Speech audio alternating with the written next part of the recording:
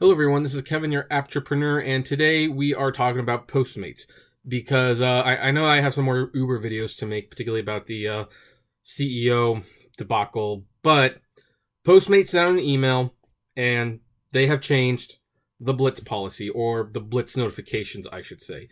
And this is a good thing, and since this channel is primarily here to help you make money, we need to talk about this.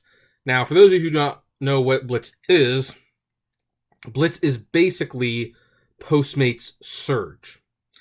And that's when there's more orders and there are drivers available, they will put the Blitz on to encourage us to come out and take some orders. And as it sounds, that means that what would normally cost this much to take a delivery will now cost the customer this much. And depending on how big it is, it can cost them this much, this much, this much, or so forth. It can get pretty high. I have personally never seen it more than 3 times. Well, that's not true. I saw it as high as 4, but the highest I ever personally got was 3. Apparently it can get pretty high if the circumstances are right, but I don't know what circumstances that would be, because if there was like a natural disaster, I think the surge would probably be better on Uber or Lyft than it would be for Postmates. I don't think people want to stay home and buy food if there's an earthquake or a flood. But the bottom line is that's what it is. Now, in the past, when you turned on the app, it would notify you when it was blitzing, but there was kind of a catch to that.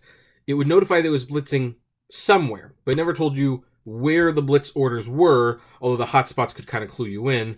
And if you got a blitz order, you would have no idea of knowing whether or not that was a blitz order or just a standard delivery until after it was completed. Well, these gig economy apps, one of the things that can keep us as independent contractors is transparency. And to not find out until after the order's been delivered whether or not you got your bonus or not, that is not being very transparent. So Postmates has fixed this.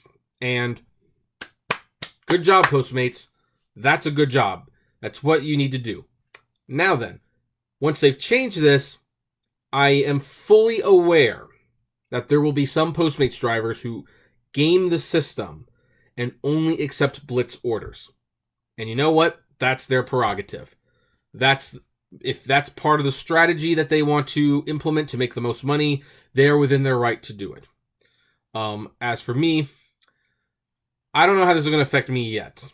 I guess I'm going to have to see, because here's the thing. I never really knew what the Blitz orders were.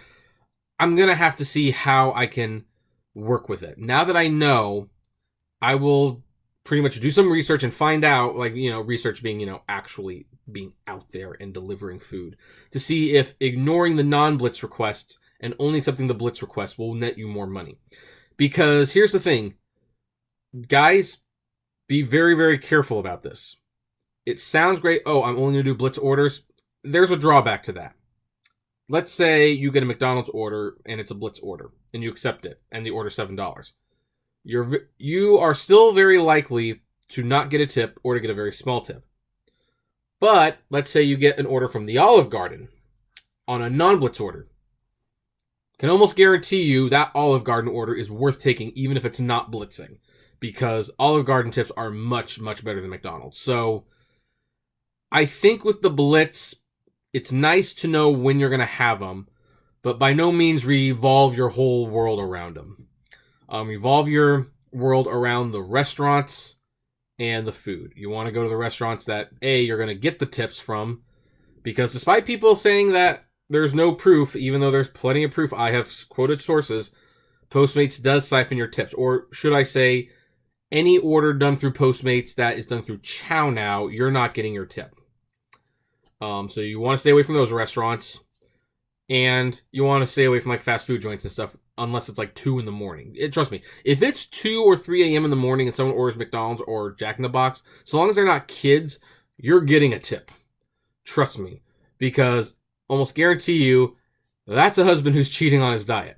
I hate to stereotype, but I've seen it many, many times. That's a husband cheating on his diet, and he will definitely pay you to not let his wife know that he's cheating.